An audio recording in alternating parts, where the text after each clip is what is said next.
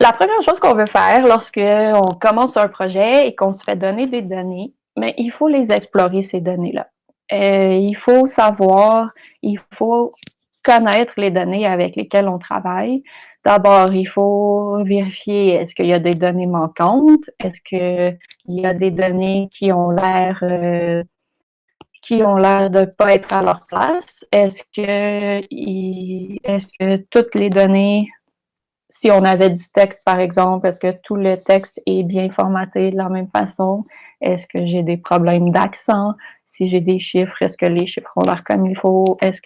Donc, il y a tout plein de trucs. Donc, avant de commencer à vraiment faire une analyse, il faut regarder nos données.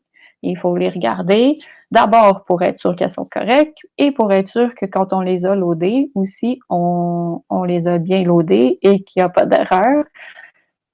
Un truc qui peut arriver si mettons, vous avez un fichier CSV, puis vous pensez que c'est un fichier texte ou l'extension du fichier n'est pas bonne, si vous ne regardez pas vos données, à un moment donné, vous allez essayer de faire des calculs, puis ça ne fonctionnera pas parce que les données n'auront pas été importées comme il faut.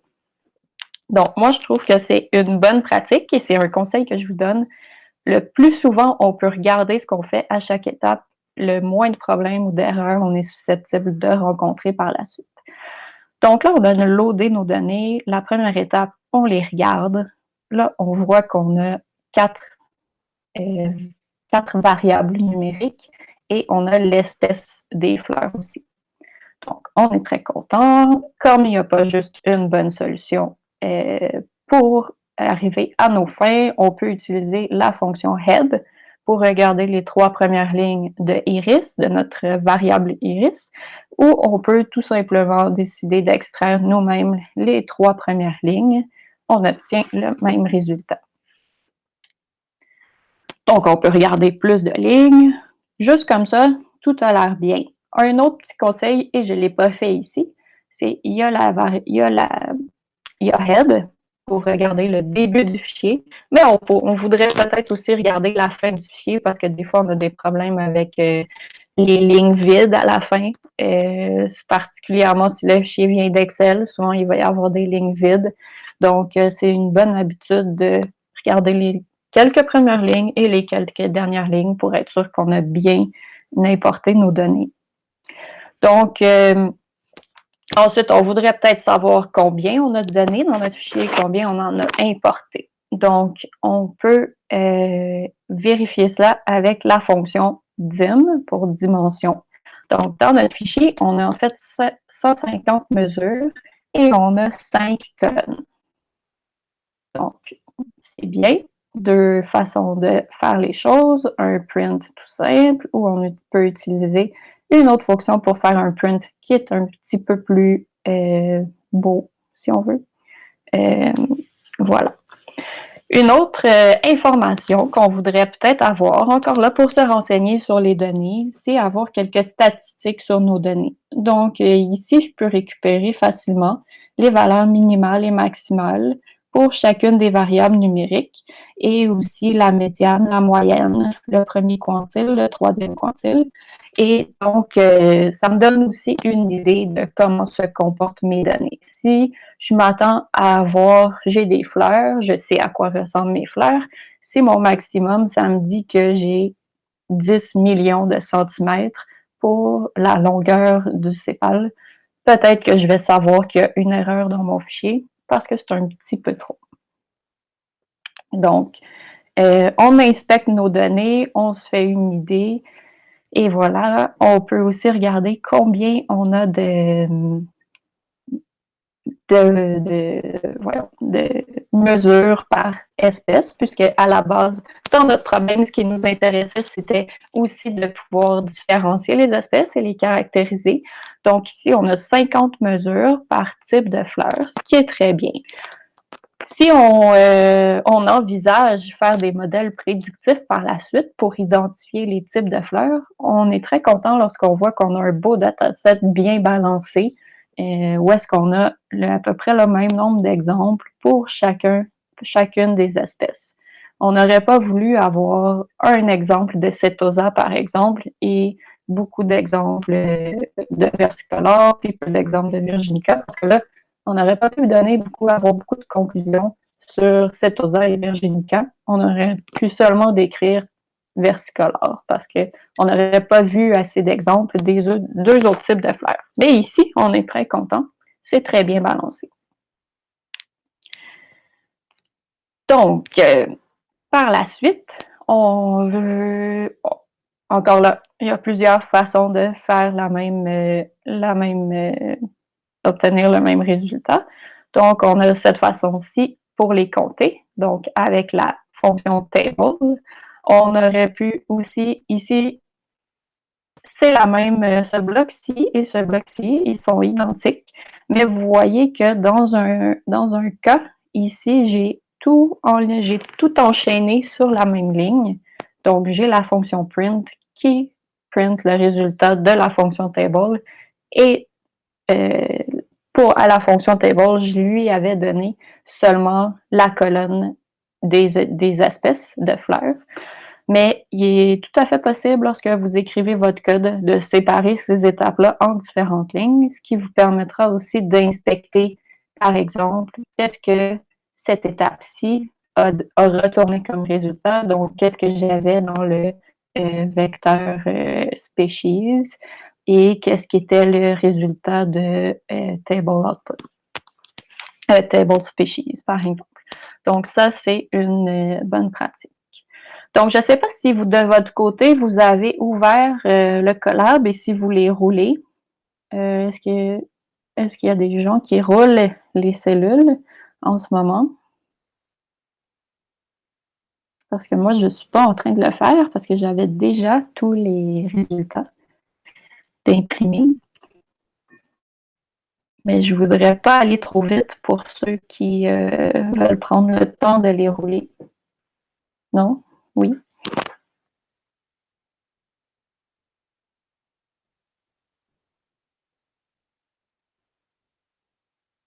Bon. Ben, s'il y a quelque chose, n'hésitez pas. Il y a le chat.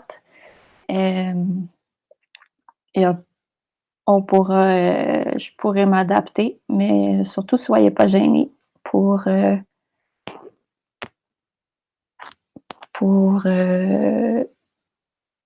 indiquer vos préférences. Si vous voulez des pauses pour rouler les cellules vous-même. Donc, encore là, pour avoir le type de compte, on aurait aussi pu faire appel à un autre package qui s'appelle dplyr.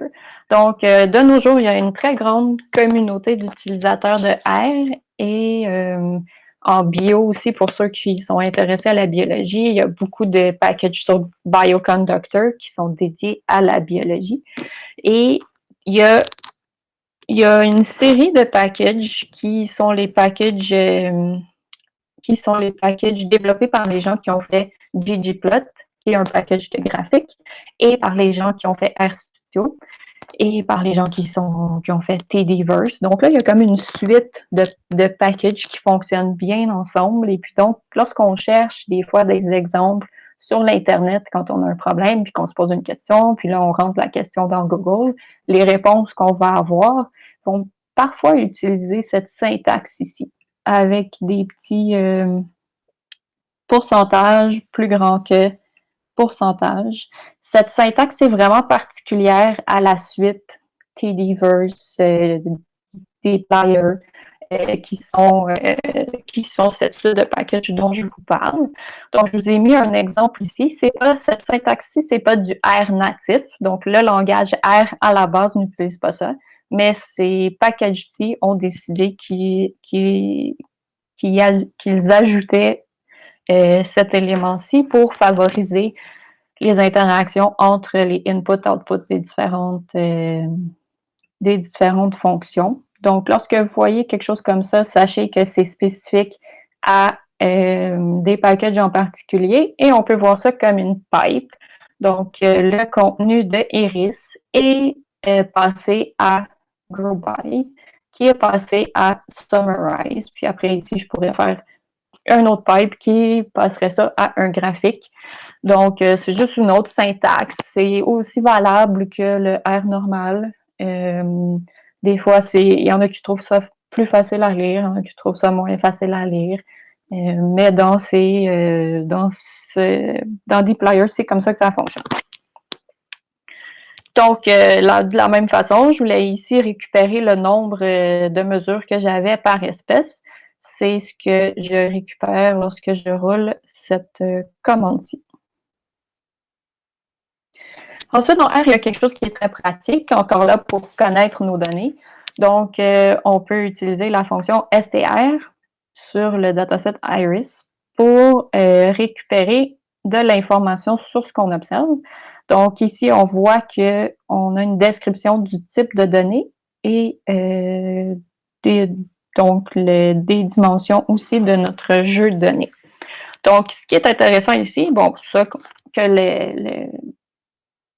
la largeur et la longueur étaient des valeurs numériques, on le savait déjà, on avait remarqué.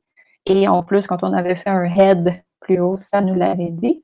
Mais ici, maintenant, on apprend que species, par exemple, est un facteur, qui est un type de données en R qui existe, qu'on pourrait qualifier de données catégoriques. Et donc là, ça nous donne un petit renseignement de plus à ce niveau-là. N'importe quand, en R, on peut faire point d'interrogation et le nom d'une fonction ou d'un package, mais ça prendrait 2 points d'interrogation. Mais on peut faire point d'interrogation, nom d'une fonction, et on va avoir des informations plus spécifiques à propos de cette fonction-là. Donc là, vous voyez, j'ai roulé cette cellule-ci.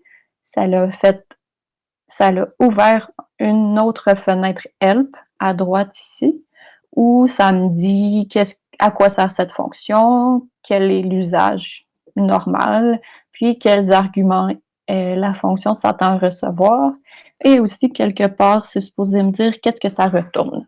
Donc ça, c'est très, très utile quand on veut connaître les paramètres qui sont utilisés par une fonction, ou qu'on veut savoir ce qui est retourné, ou qu'on veut savoir les spécificités. Il y a tout le temps des exemples aussi à la fin de comment l'utiliser.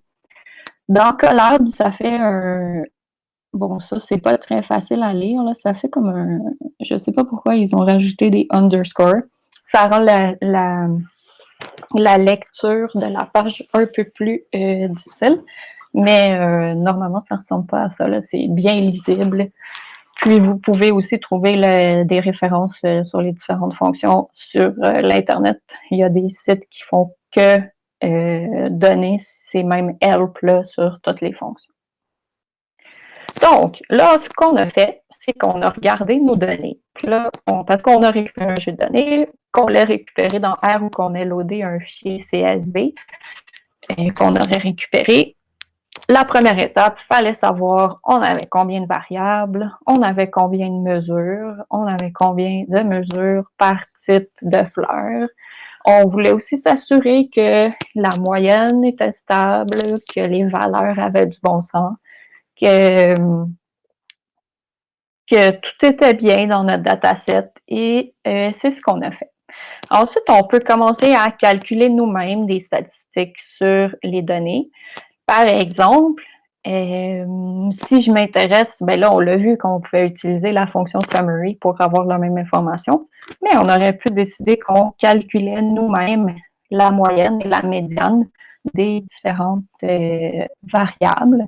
Donc, ici, par exemple, on peut calculer la moyenne et la médiane des sépales, de la largeur des sépales. J'espère que c'est sépales en français, je n'ai pas vérifié. Et on peut aussi calculer la longueur moyenne et médiane des sépales et les imprimer. Donc, on est bien content de faire ça. On aime ça, avoir faire une analyse descriptive sur les données. Si vous n'avez pas ouvert le Colab présentement, vous ne pourrez pas faire cette étape-ci, mais peut-être que vous pourrez vous pratiquer à un moment donné lorsque vous regarderez plus en détail le notebook. Mais donc, essayez de le faire vous-même.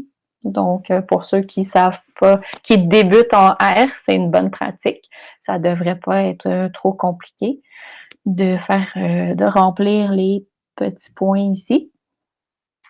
Donc, vous ferez ça lorsque vous aurez du temps, si ça vous tente, bien sûr, mais ce n'est pas une obligation. Mais donc, ici, j'ai d'abord calculé la médiane et la moyenne pour la largeur des sépales, la longueur des sépales. Ici, j'ai fait la même chose pour la largeur des pétales, la longueur des pétales. Et maintenant, vous voyez que si j'avais voulu, on se rend compte en regardant ça quand même que c'est pas mal toutes les mêmes fonctions qui sont utilisées. Le code, je ne sais pas si vous voyez, mais ça ressemble beaucoup. Donc, ce qui change, c'est la variable qu'on veut regarder, le texte qu'on va écrire, le nom de la variable aussi. Fait que là, ça nous fait un beau petit bloc de code répété comme ça. Encore là, quand j'ai roulé ça ici, j'ai eu une erreur que vous ne devriez pas avoir, vous. Moi, pourquoi j'avais fait une erreur?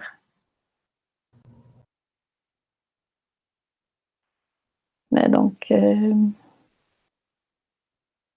quand on... Bon, j'ai eu une erreur. Il faudra que je la débug. Ah, c'est parce que je me suis trompée. Ici, c'est length.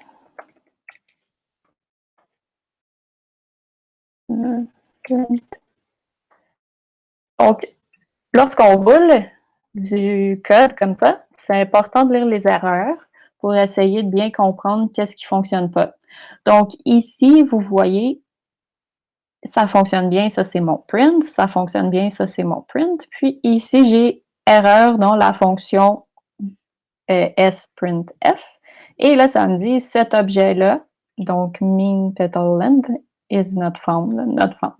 Donc, c'est comme ça qu'on peut débugger notre code. La plupart du temps, les erreurs sont informatives. Donc, ça nous aide à trouver facilement la cause de l'erreur. Parfois, elles le sont un petit peu moins. Donc, il faut apprendre à lire ces erreurs-là. Puis, pour être capable de bien les comprendre, si un jour vous développez vos propres packages, essayez toujours de mettre des erreurs qui peuvent aider les utilisateurs qui vont utiliser vos packages. Donc là, on se rend compte que ce que je disais, c'est qu'on a quand même un bloc de code et puis c'est pas mal du code qui se répète. Maintenant, qu'est-ce qui arrive si, puis c'était un exercice encore à faire, qu'est-ce qui arrive si moi, ce que je veux, c'est avoir seulement deux chiffres après la virgule ici. Donc là, vous vous rendez compte que ce qu'il faut faire, c'est modifier la fonction de print ici à 1, 2, 3, 4, 5, 6, 7, 8 endroits. Donc ça nous fait beaucoup d'endroits à modifier. Je sais souvent que à la base, j'ai étudié en biochimie avant de faire de la bioinformatique. Donc, souvent, comme utilisateur qui vient du monde de la bio, mettons, on est habitué à faire des tâches un peu plus répétitives. Donc, on est super patient. Donc, en informatique, il faut arrêter d'être patient, puis il faut devenir paresseux, puis vouloir sauver du temps, puis écrire le moins de code de lignes si c'est possible. Donc, le moins de lignes de code possible, si possible. Donc, on n'aime pas ça, les tâches répétitives. L'ordinateur est là pour ça. Il est là pour les faire pour nous. Et de toute façon, on sait que l'analyse du dataset Iris est très compétitive. Donc, on sait que Dr. Darwin attend après nos résultats. Si on avait 30 variables au lieu de 4 variables à analyser, on ne voudrait pas aller modifier à 30 fois 2, 60 endroits la même chose dans notre code. Ça serait une perte de temps. Et en plus, il y a des risques d'erreur parce que peut-être qu'à quelques endroits, on oublierait de modifier ce qu'on veut modifier. Donc, ce qu'on veut faire, c'est on veut le plus possible essayer d'écrire des fonctions ou utiliser des variables lorsque c'est possible pour éviter de répéter notre code. Donc, dans ce cas-ci, vous regarderez, je vous ai fait une fonction. On peut les écrire nous-mêmes. On en utilise beaucoup des fonctions, mais on peut certainement les écrire nous-mêmes. Donc, vous voyez, ici, j'ai donc pu modifier seulement à 2 endroits ce que je voulais modifier, mais je suis capable de récupérer les résultats pour tout ce que je voulais regarder.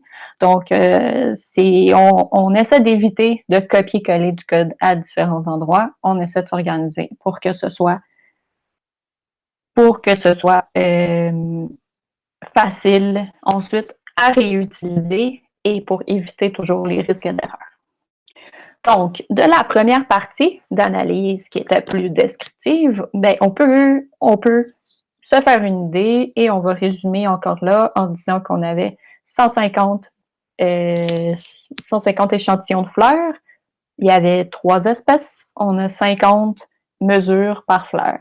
Et donc, avec la moyenne et la médiane, on s'est rendu compte que les pétales étaient plus petits en moyenne, de façon générale, que les sépales, ce qui était tout à fait attendu à cause de la biologie de la chose.